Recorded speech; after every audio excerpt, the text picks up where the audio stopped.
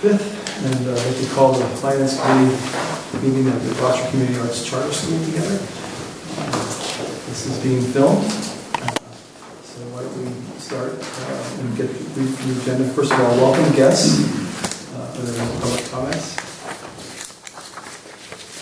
There being none, we'll continue through the agenda.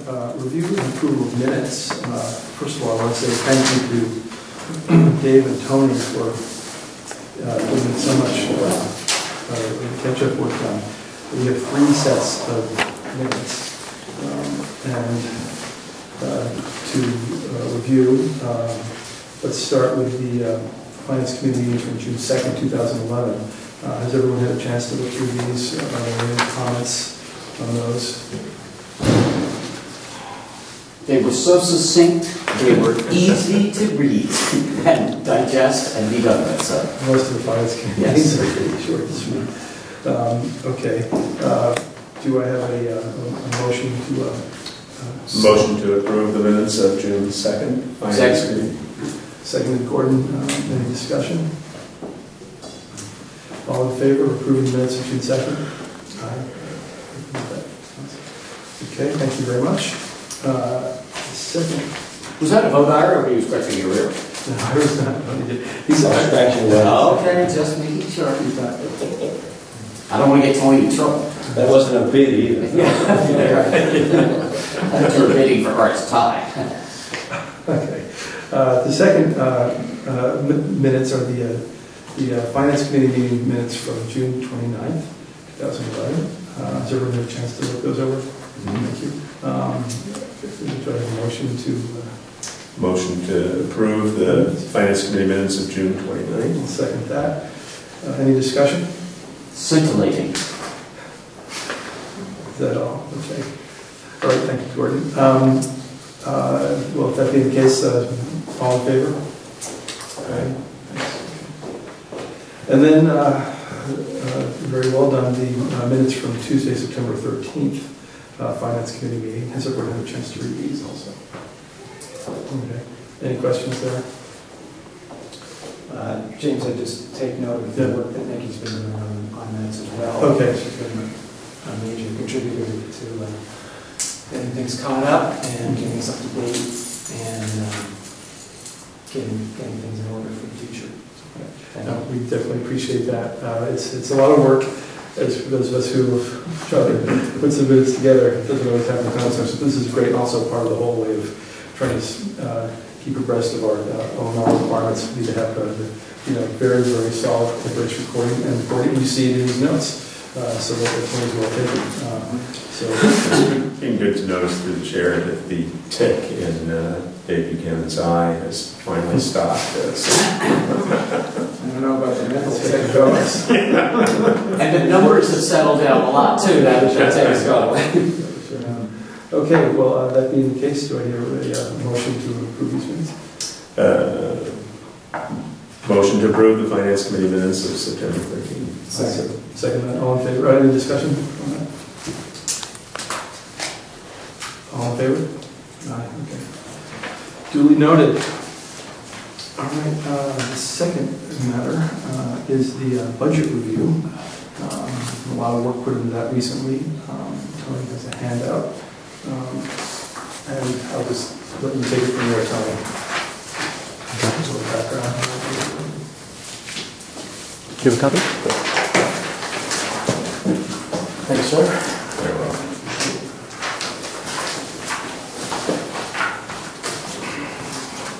So most of this, we've talked about the budget of 135, I believe, at the previous meeting, in terms of the process that was underway to have a balanced budget with the enrollment of 135. And there were a number of key goals in this, which we reviewed last time. I just want to, in terms of what we're really doing tonight, is a formal process to simply go over that material again, and then to make a recommendation from the Finance Committee to the board in terms of approving this, even though it's a budget. You basically, in terms of any kind of operation, you have a budget which you put together, and then you make adjustments to it. that being said, that's what we're really about, is to formalize those adjustments so that we're sure that everyone understands and so they have the opportunity to ask any questions they may have. But what you have in front of you is the original budget of 196, and that was based on our verified pre-enrollment. Then when we submitted the pre-enrollment, the charter office asked us to submit another budget at 165, and part of that came out of obviously their experience with many startup charter schools, and that the pre-enrollment doesn't always come through the way you think it's going to, and that in the best conservative approach to budgeting, that they wanted us to have a plan B in terms of a budget at a much smaller number. So we did budget at 165, and then on our own put together a possible budget for an enrollment of 150, and then finally at 135 based on our opening day. And the key in this budget process, and I want to thank Cindy Marie of Central Source for just massive hours working with this. The key was to do a couple of things. One was to meet the mission and vision of the school and remain faithful to that in all its parts, and with the parts being delivery of the academic program, delivery of the arts component of that in terms of integration of arts and the depth of that program, the delivery of student support and special services as needed,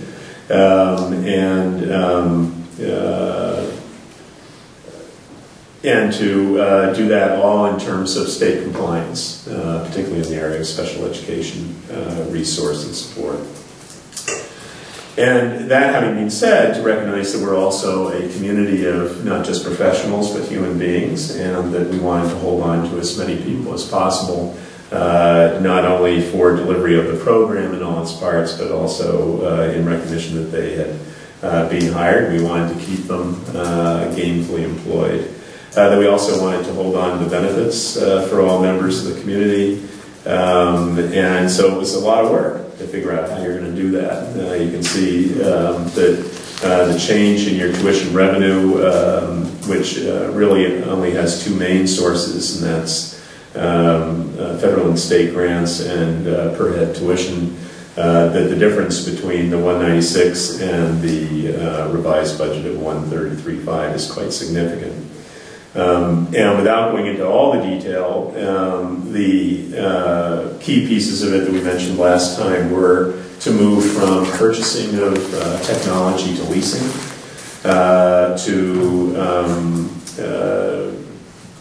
make one fairly significant cut in the terms of the program coordinator position, which was focused on specifically on development of the Parents Association and development of contacts outside of the school in terms of outreach and partnership programs. And that work will be picked up by the executive director, no surprise, that it was one of the key places where we could still achieve all of those goals, but not touch delivery of program. And then the other was to reduce some hours in the school, and we talked about those before, but the one specific really is just the school nurse's hours. We have a reduction in those, so it's not quite full-time. And then we talked to the landlord about rent. And we made a adjustment there in terms of the rent. The rent, as you know, was set up. There were two main pieces here, and both provided some additional savings for us. The first is that our auditors indicated that standard accounting practices really prefer to have your rent straight-lined and not see any fluctuation in that. This had actually happened with a number of charter schools in previous years. And our auditor actually does the audits for a significant number of charter schools. And when Cynthia Marie talked with him about our upcoming audit, which is due in November 1, he indicated, really as preparation anyway, you should be straight lining your rent and get that organized. And so there was actually savings in doing that for us. The other piece is that we had set as part of our lease, we had worked with the landlord in terms of a build-out to expand the school, and that by taking on that responsibility at the board level, rather than having our landlord take it on, that we could actually direct those funds which had been restricted for that purpose and keep them in the program to maintain full staffing and support throughout. So really, if you take a look at these, when you think about the overall difference, it's quite significant, and yet through those key measures, we actually have managed to maintain all of our staffing at all levels. So the full special ed staff is here, with the one exception being that Carol Kennedy Hurley has gone to part-time. But all of them are still here, and and all of the academic teachers, all of the arts teachers, so the director of theater, director of music, and director of arts integration, who we're going to hear from a little later on during the Board of Trustees meeting.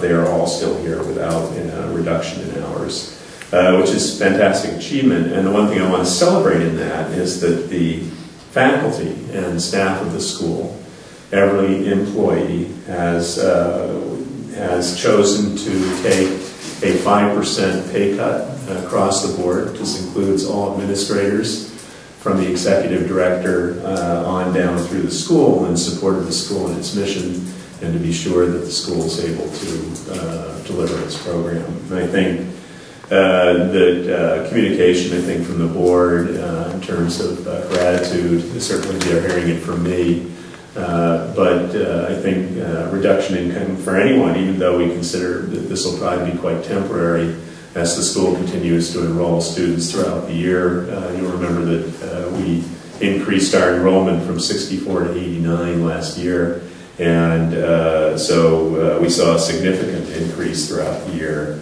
And as long as we do that again, we should be able to return some of this income to our faculty, our teachers, and staff. But really, fantastic, I think, sense of the community and commitment in the school to make this work. So those are the key areas in the change. Actually, I remember we're trying to have meetings that where we completely do the board business. I hope you understand. You came in late last meeting, but I'm really trying to make sure that when we do the board business, we maintain that. Until we have the approval from the Commonwealth, we need to observe that for your case. And that should hopefully, once the paperwork gets in, it'll be fine. So forgive me for that, board. I want to say that just to add to what Tony mentioned, because I was at that meeting where Tony talked to the faculty, but that we are really looking at, what we originally believed beginning of the summer was about a almost $3 million budget that is now 1.6. And when you think that $687 differential represents about a 33% cut in total budget, and yet the salaries, benefits, professional development only went down 8%. This is really a great feat that was accomplished by Tony, Cindy Marie, and of course with the help of the faculty.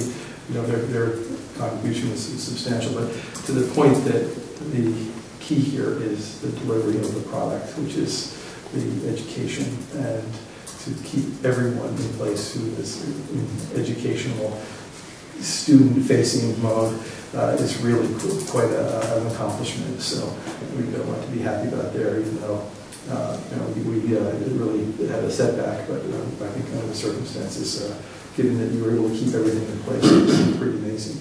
And of that, the rent cut is only about 20% of that. So it's not like the rent did there was no one thing. It was just an overall attack of the budget that made this possible, and yet to still keep everything in place was pretty amazing. So thank you, Tony. Are we able to others make comments? I was just throwing my, you can certainly ask any questions or anything for it. I want to say this. Is it okay to do it right now, or you have No, you have absolutely right to make comments. Awesome. I'm touched that the faculty would do that. However, to be hard-asked about it, I noticed that the salaries dropped 71 grand from Nirvana to 135, from 200 to 135. The consultants go up, we give back half of it. So my only comment is, in a way, we've been lucky that we're able to make it break even.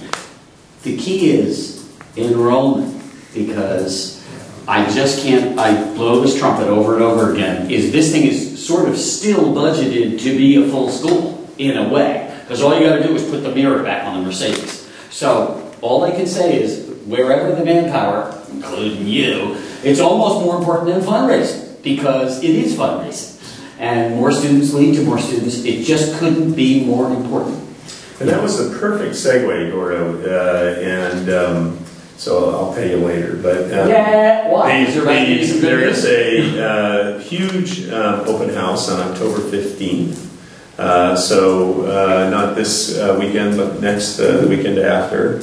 And we need 110% commitment from everybody to invite families to come up to attend.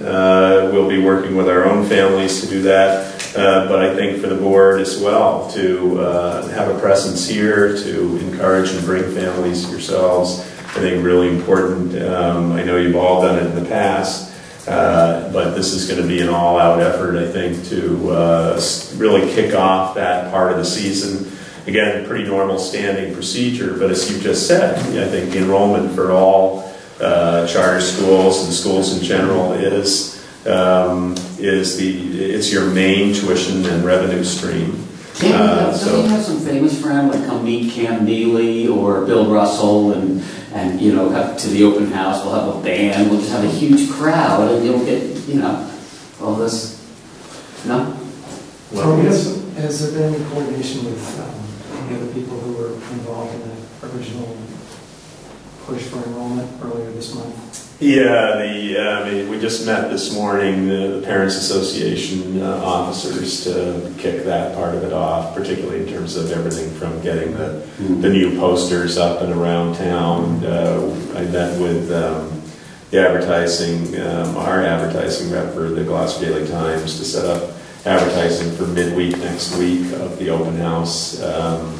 And obviously this will be the first of what we expect to be almost monthly open houses, but I think we want to kick it off with some real excitement. How have the two previous ones done?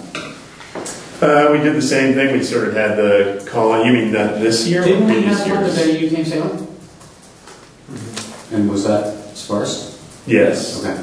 Yeah, and we did. There was no hoopla, yeah. We did the word. We think we didn't get the word out well enough. We think our families were not as, it's just the beginning of the fall season, particularly in terms of sports, and that ended up being really hard because a lot of families were on fields all over the area watching their kids play.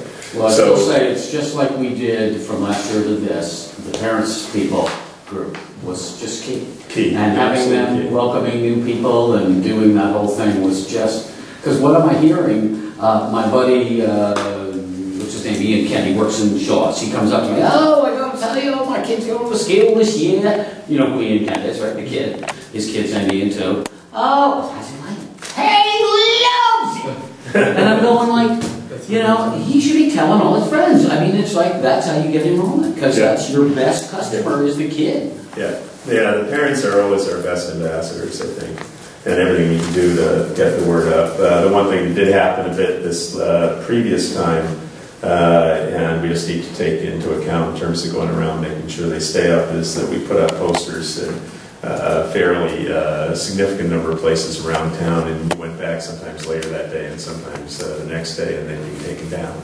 So we need to make sure that's listed. Tony, remember as Joe always said, stress what you do best in the advertising. That's right. So rather than just come to the alternative experience, it might be a couple of testimonials from kids. Because all you got to do is ask any kid in the hallway and you've got the perfect copy. Yep. Okay? And let's do metal posters and we can screw them into the, so they can't be ripped down. Okay. So Tony, can we return to the budget for a minute? Yes. Yeah, well, enrollment was on it also, but let's, it is 6:15 now, so we're Okay. going to keep an eye on it. Thank you, Gordon, for your Yeah, comments. okay, thanks. Go. A couple things. This term straight line, I'm not a bookkeeper, I don't know this accountant, I don't know this term, but So in a that- sense it's about having a steady That's right. trend across the years. That's right. Correct.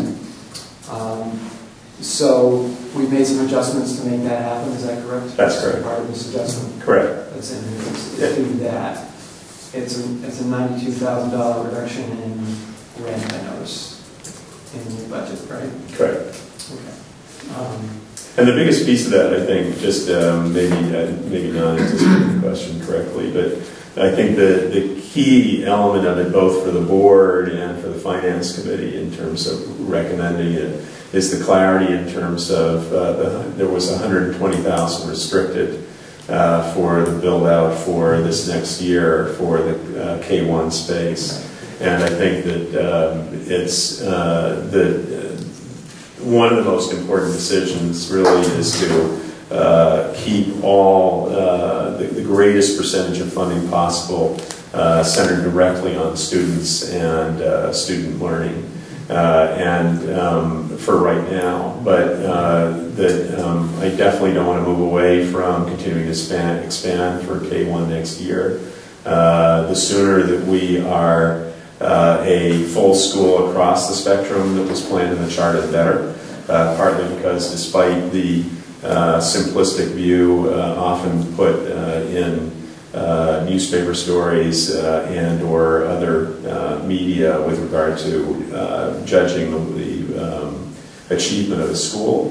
The first time we'll really know in any clear way the benefit fully of an education that is based in the arts and arts integration is when our first students who started with us in kindergarten started in the culture of the school have seen their entire way through the program.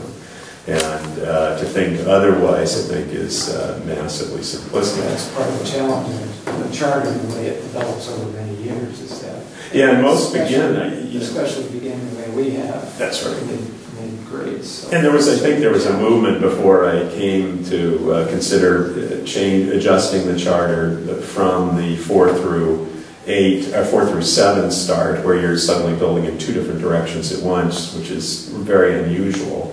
It's going back to the norm, which is really to start in the lower grades, and each of those grades, as they rise, they add the grade. So you're building that culture right from the beginning and starting with that group. And this was much, much more difficult from the beginning. But I think part of the rationale, perhaps, for that, without knowing it fully, but certainly for the kids who have come, the place of greatest is during those years, those middle school years, where there was the most significant indication from these children of discomfort and dissatisfaction with the program they were receiving and the need for something else. Yeah.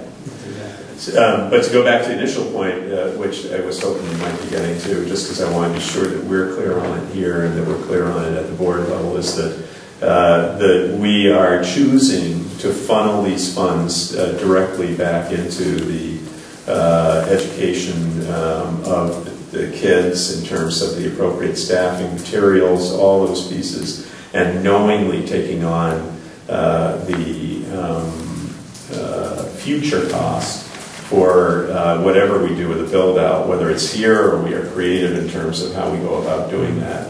And certainly we can be more creative with the space in here if we ever had to, because there's 23,000 square feet here, so it's a lot of space. And these are big classrooms. But I just think we need to be clear, and we need to be clear when we make the recommendation to the board that everyone understands that we're taking on this future challenge. The prediction of my question Okay. is exactly that, which is that this is predicated on this new arrangement around rent. And it appears that we're building in a $50,000 set of private contributions as well. We are. So,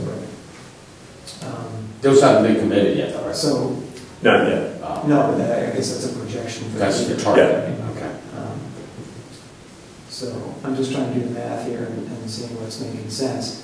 I know we have some outstanding payables And I also have some concern at this point about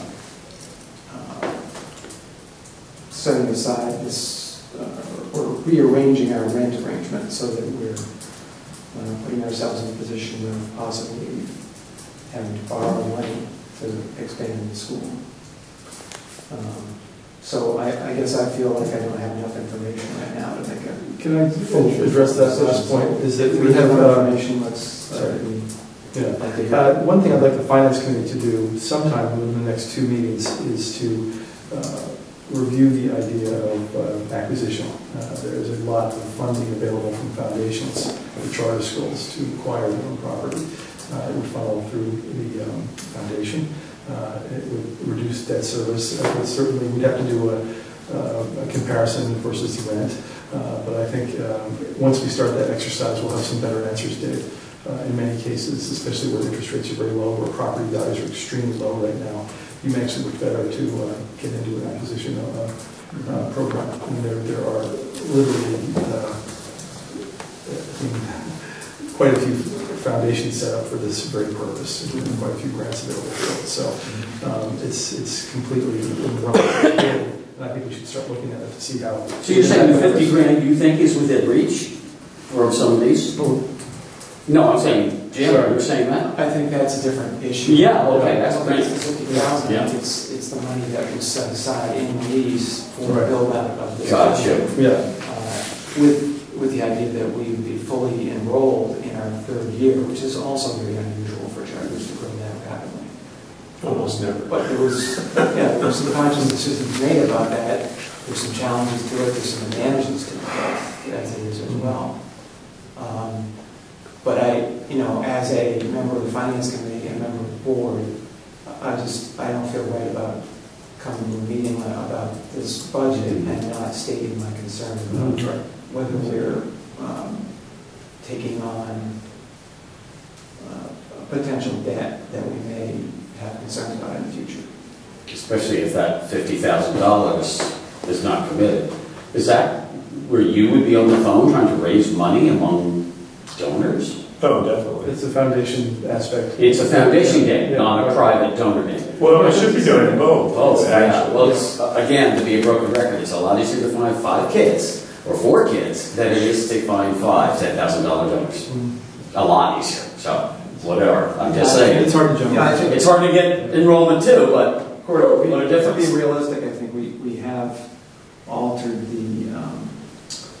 the administrative structure this year on purpose to eventually free Tony up to do some of that kind of work. So I think that there is a plan to do that in the long run. And we're here in the beginning of October, so we've been underway for what, a month? So there's obviously some work still to be done down the line here.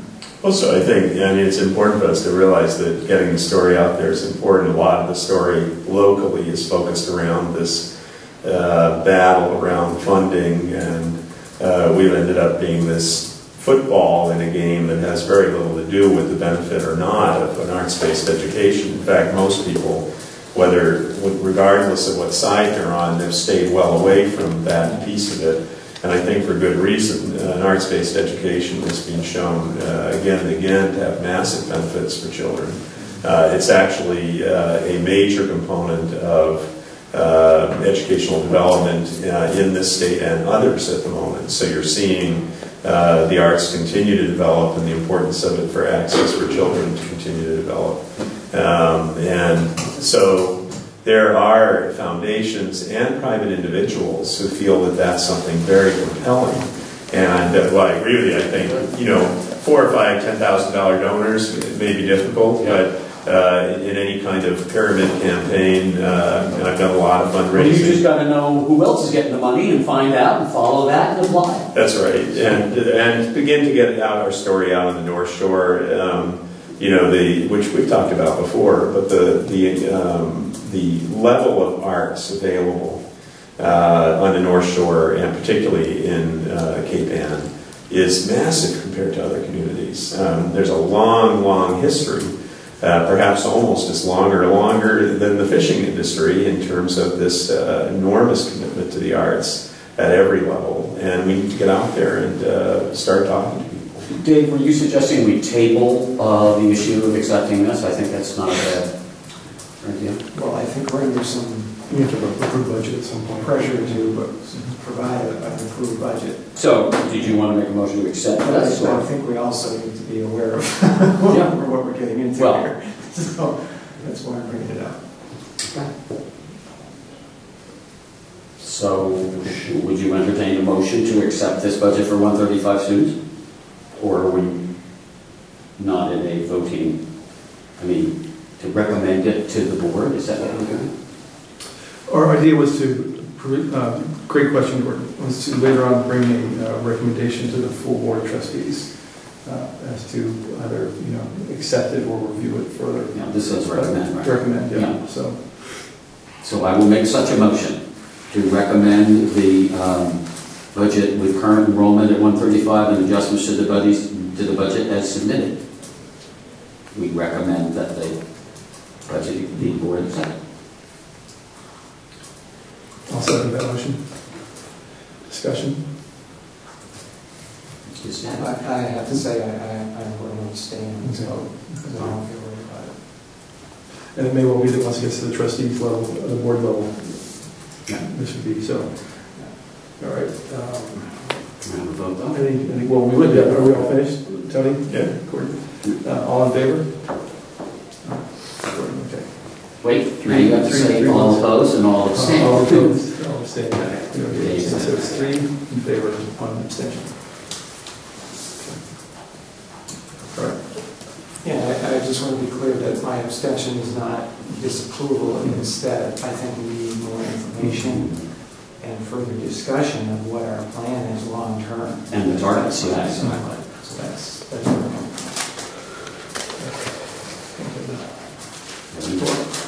Okay. Item 4. Update on 501c3. Dave, do you want to take this one, or I think we've both been in touch with Noah? We basically just had a situation where the original paperwork was set up so long ago that some of the people that were signed on as officers are no longer here, so we have had to do these interim steps in terms of new officers. Apparently I'm the president of the foundation, Dave is the secretary, and then because Dave was the loan director, he had to sign a consent form to allow the law firm to go ahead and proceed with the paperwork. So we've done all that. And it's now just a matter of presenting the foundation paperwork. I think we have one more conversation we have to have with the lawyers who are putting it together. And that will be presented to the, there are 2 levels. It gets approved, first of all, by the Secretary of the Commonwealth and then by the IRS itself. So, and those 2 things, I believe they anticipate take 6 to 8 weeks. It's a much more streamlined process now than it was 4 or 5 years ago. And there's some groups that I know of in the arts and culture world that literally months and months and months and months. It's a very, very long process. And so the benefit is that the 2 reviewing parties also know who, they understand a lot of those who do the work. The work of OAG is extremely well regarded in the nonprofit world in Boston and in all movement. And it's just, I think that helps significantly. So. Anyway, so that's where we are on that. It's really just a question of processing paper at this point. So the expectation is that we'll actually have this in place before the end of the calendar year. Yeah, it should. Yes, that's definitely the goal. Yeah. A little bit behind 4 weeks, which I hope to have it in place by the end of the school year, but certain distractions came up, so. Put a few other balls. Yeah, 2 other things to take care of. I would just say, in addition to what James said, that we are actively seeking members for this board, because James and I do not have interest in continuing in these roles, considering the other things we have to do. So I think it's... What are the duties of the 501c3? I'd like to bring this up with the rest of the board. Yeah. That's good. Well, I think the rest of the board should be actively involved as well in Finding seeking candidates for this board. It's For the foundation, that is. Once you're really up and running, you really want to have separate, distinct organization. It's fine with 1 or 2 people, but the Venn diagram should be more like this, not like that. So, and it can do other things. It exists for general foundation purposes related to education in Gloucester. So it doesn't have to be, just one thing. It's deliberately open-ended to not just be focused on funding for this school, but possibly for other projects as well. And I think the kind of candidates we're looking for really for the board, for the foundation, are probably have some people with financial background, but also people with other strengths as well, right? I know in my discussion with legal counsel some time ago about this, that was, they were looking for people with accounting or financial expertise, but some additional areas of expertise as well.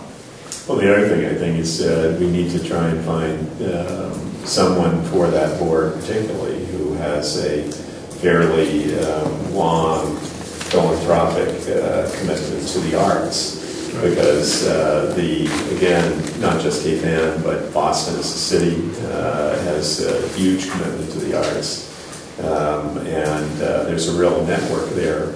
I was at the Institute for Contemporary Art just last night for a special opening of a combined dance and painting project. And it was interesting that some of the same faces that I had seen just 2 weeks ago at an opening in Cambridge of a quite different art form were also at the Institute of Contemporary Art. And I think that there is this network that we want to tap into and be much more a part of. Do they paint while they dance? I mean, do they put the brushes in between their toes? They didn't at the opening last night do that, even though you're probably kidding, but in fact one of the films was of an artist who paints with her hair while dancing. Well, so it was... Have you seen Jackson Pollock's? Yeah, absolutely. Dancing all over the yeah. And it looked like that kind of... Right. So it was fascinating, actually, really, really interesting. Well, I think that's an excellent idea because there's a lot going on right now where something like, Grogan at the Boston Foundation has sort of reformed the public entity that used to be MASH, the Massachusetts Association of Arts, Humanities, and Sciences. And, there's a lot going on where they're trying to get into education and bring arts into a very strong public community level. It's probably worth a contact there. Anyway, okay, so we have the update of the 501c3 Dave. Thank you for those comments also. We're at the point now where we can, if there are any other comments from the board about any of the matters we've covered. If there are none, I'd like to entertain a motion to adjourn the Finance Committee meeting. So moved. So moved, and I'll second that. All in favor? Any discussion? There being no discussion, favors and votes in favor carry the motion. Two votes, right? So we'll adjourn the meeting now. Thank you very much.